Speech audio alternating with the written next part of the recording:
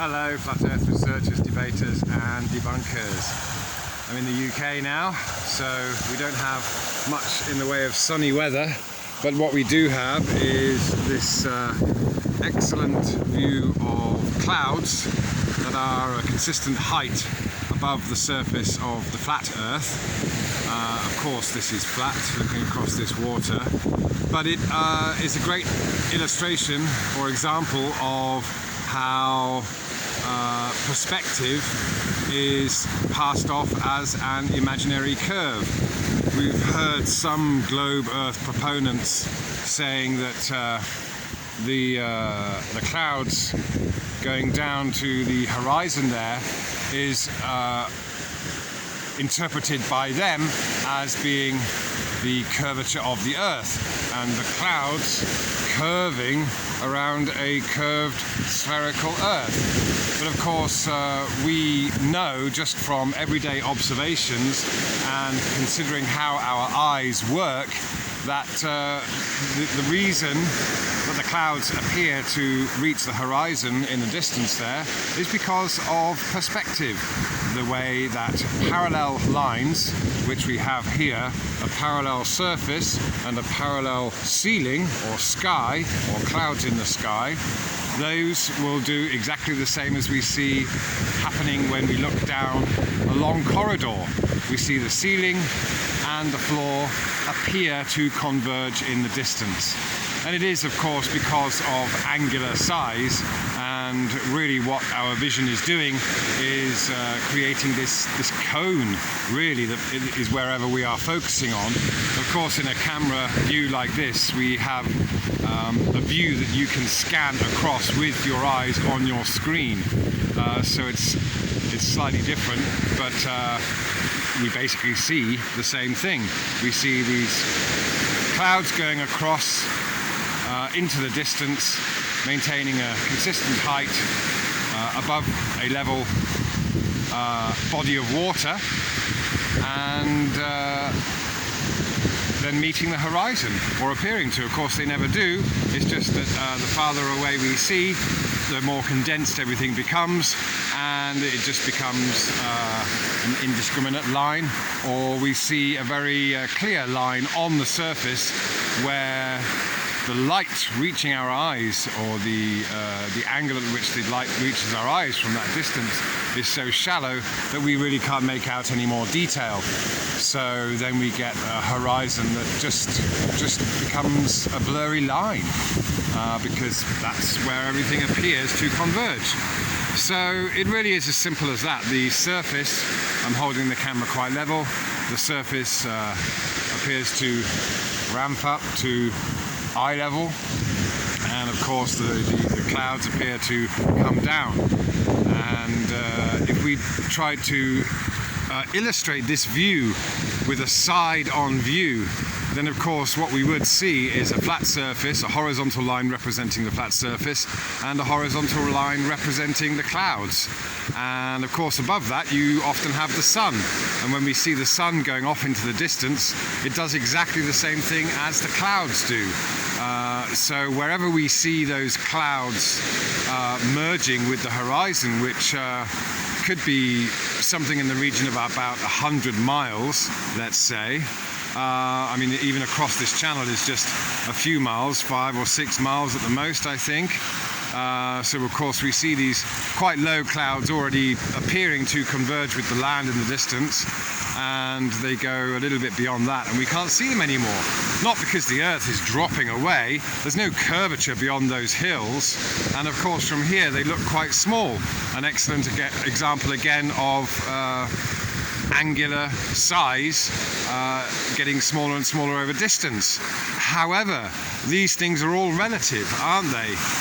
If we try to represent how we see this scene, or any scene, when we're looking across the flat Earth in a side-on view, we have to manipulate that view. And of course we can choose how we wish to illustrate this apparent rising of the surface or convergence in the distance of the horizon, which is at eye level when we look straight ahead. So how do we do that? Even in professional aviation documents, we have the pilot seeing the horizon at his or her eye level when they're looking straight ahead. And this is of course used as a guide for pilots, depending on the aircraft they're in, as to how they should, what they should keep lined up with the horizon. Because the horizon is always at eye level, that's where it always is, and then things can be above or below your eye level, and if you're flying level, then the horizon will be directly in front of you at your eye level. Tilt up or down, and of course it all changes. But this isn't the geometry of a spherical Earth that is creating this horizon. We're not looking into a bulge of curvature and then seeing or not seeing some alleged curvature beyond the horizon, or maybe just beyond that bridge that you see there. The land and the sea doesn't curve away from us in any direction. And of course we cannot see what we're seeing with a side-on view. It's always going to be from our own perspective, our first-person perspective.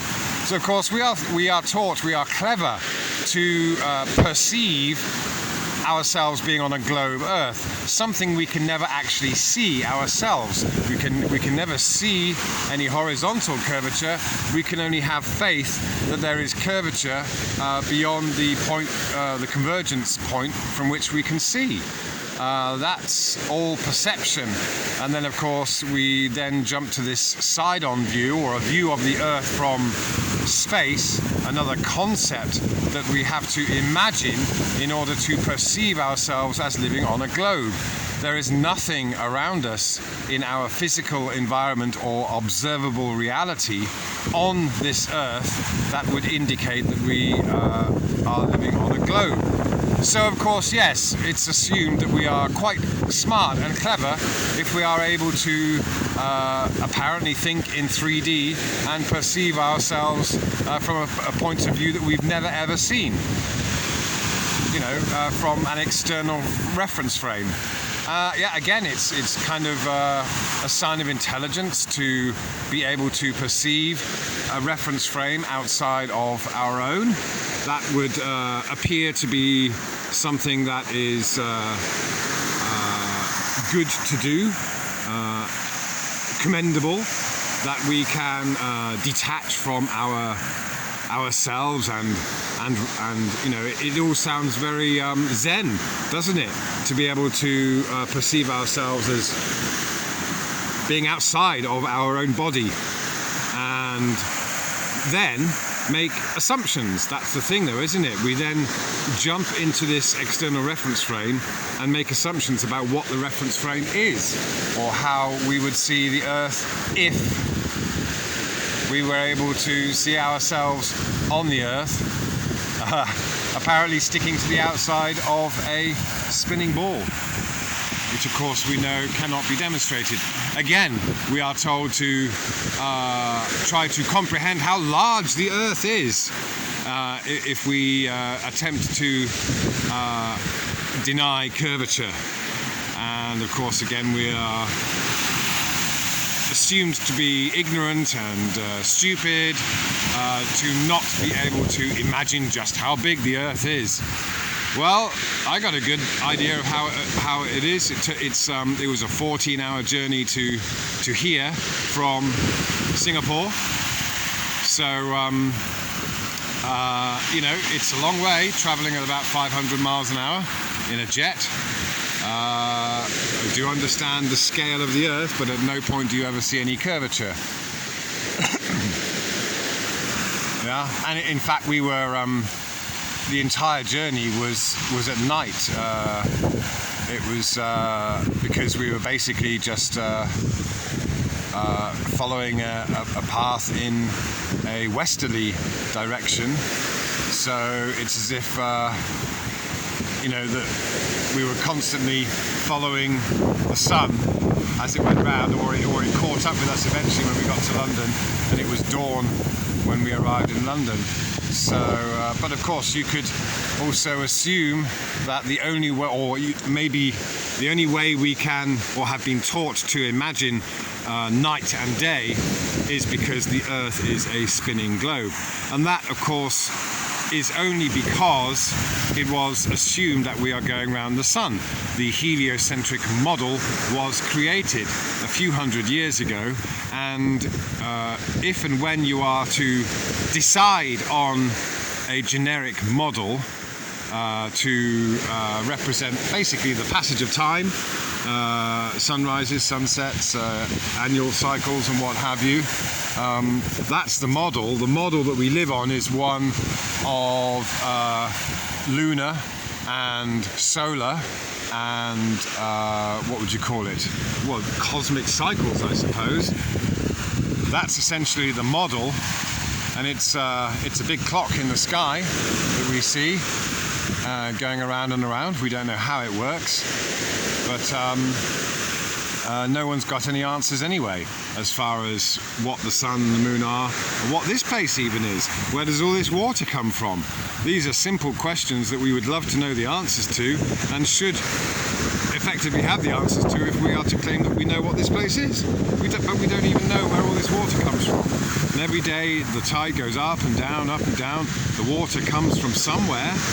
It doesn't necessarily come, this is an estuary, you see, so it comes down there. It's a big river that comes down there and it turns into this estuary. So it's not water flowing all the way up this estuary to fill it in. That water is coming from a source somewhere over there. And it's huge because this goes up and down by somewhere in the region of 10 meters several times a day. Yeah, right now it's high tide, and incidentally we have had a full moon, or coming up for a full moon. So okay, we can again tell the time with the moon and its phases and its positions and what have you. But that doesn't mean that it is affecting the tides. You know, we're in this realm where everything is interconnected. So, as far as I'm concerned, the moon and the sun are time part or pieces of the big cosmic clock. They are parts of it. They kind of work independently, but they also work in tandem as well. So, you know, the sun and the moon have this connection, which is part of this timepiece that creates this, you know, constantly moving environment, whether it's the water, the air, whatever.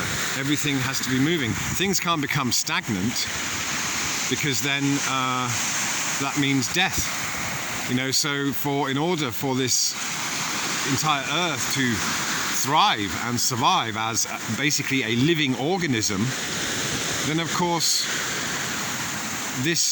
all this action, these waves, this wind, the temperature fluctuations, the frequencies that we see going on, these waves are representations of frequencies. That's how the wind is behaving. It's all, you know, there are waves on the water and there are waves in the air. All this water is just thicker, more dense kind of, you know, liquid gas stuff. Okay, we can break it down into gases, whatever. It's just that, well, my point is that the air is also kind of thick. It has a kind of liquid form, although a much less dense one than the water. However, if you can see that we have the waves on the water, you can imagine that we have similar waves going on in the air. I'm here getting these gusts of wind. They are coming in waves, you know, just like the waves are coming towards me on the shore, on the sea. So yeah, it is all frequencies, and and of course that can be in any number of forms. We know that the visible and the visible spectrum kind of goes from colors to rays, or the electromagnetic spectrum, of which vision is a tiny slice, is comprised of all these different frequencies, and they are all, that's what's going on. That's what's going on all around us, these frequencies. So the sun and the moon are doing their job and stirring things up, changing temperatures, because that's what we have going on here all the time, isn't it? The wind, the air pressure, the flow is all because of temperature changes, whether they're happening right here or 100 or 1,000 miles away. They're all interacting with each other. So we have this cold air being blasted about because there's warm air rising up, and it's just all, and these are all frequencies. These are all done at various speeds, which is a which is a frequency, or temperature. So again, it's funny when we talk about, for example, the thermosphere. The reason it's called the thermosphere is because obviously what we have is this high frequency situation going on where they say the temperature is very high. They're saying that even though it's kind of more spaced out, it's not like the thick air down here. The reason it's called the thermosphere is because the imagined particles and elements are shooting around really fast. So at a high frequency, yeah, and so that's why, so we know that frequency, friction, the faster it is, like microwaves, the hotter it is, or the hotter something gets that is affected by those frequencies. They don't necessarily do anything to the medium they're traveling through, do they? That's another interesting thing. So yeah, a bit of a long-winded thing, but these are the kinds of thoughts that are going through a level, stationary Earth adherence head, knowing that we're not on a spinning ball, and knowing that perspective has been turned into an imagined or perceived curve to make us think we're all very smart, to believe that we live on a ball. When I'm afraid the opposite is true. We have been enslaved and dumbed down and kind of taught to employ the Dunning Kruger technique, where we, or Dunning Kruger, whatever you want to call it, you know what I mean, where we believe we are smart because we've been able to perceive something and absorb some teachings, some education that we've been told is science. So we are given this feeling and belief that we are kind of at the pinnacle of scientific discovery. We know all there is to know because of science and scientists, when really it's just mathematicians that have created a heliocentric model, and we call them mathematicians because they've created an illusion.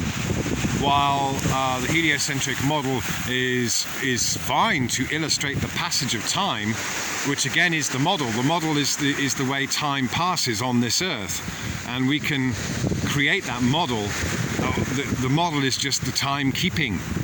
When and where do certain celestial events occur, whether it's sunrises and sunsets or eclipses, and these are just markers on the clock. So that's being able to predict them doesn't require any particular model. In fact, that is the model. The predictive nature of it is the model, and then whatever is created from that is arbitrary. You can place whatever you like at the center, and you can have everything else going around it or going around each other. It's really up to you. there are many options, but the model is nothing more than the regularity, the predictability. That's the model, and anyone can make these predictions given some time and a little bit of effort just to make the observations over a lengthy period. And of course that's been done for thousands and thousands of years without the need to imagine or perceive that we live on a globe. And that might get more precise just because you are able to measure time, this figment of our imagination anyway, more precisely. That's the only thing that's really changed as far as science to kind of, you know, be more accurate about how we describe this place. But all we're ever describing is the passage of time. But it is these observations, these really simple observations of looking across a level surface and a level bank of clouds in the sky going off into the distance. We can see that perspective is the imaginary curve, because when they talk about the globe, they have to pretend that perspective isn't a thing, even though the entire globe or perception of it is built upon interpretation of observations such as this, where we we see things getting smaller, we see things converging, and we are told to perceive them as being the result or evidence of curvature. Again, all because that had to be done after making the decision that we live on a spinning globe going around the sun, which we're not, clearly not. All right, so thank you for joining me, and we'll be catching up soon. And I'm not going to be here forever. I'll be returning to Phuket sometime in the near future, just not sure when yet. All right, thanks a lot, speak soon.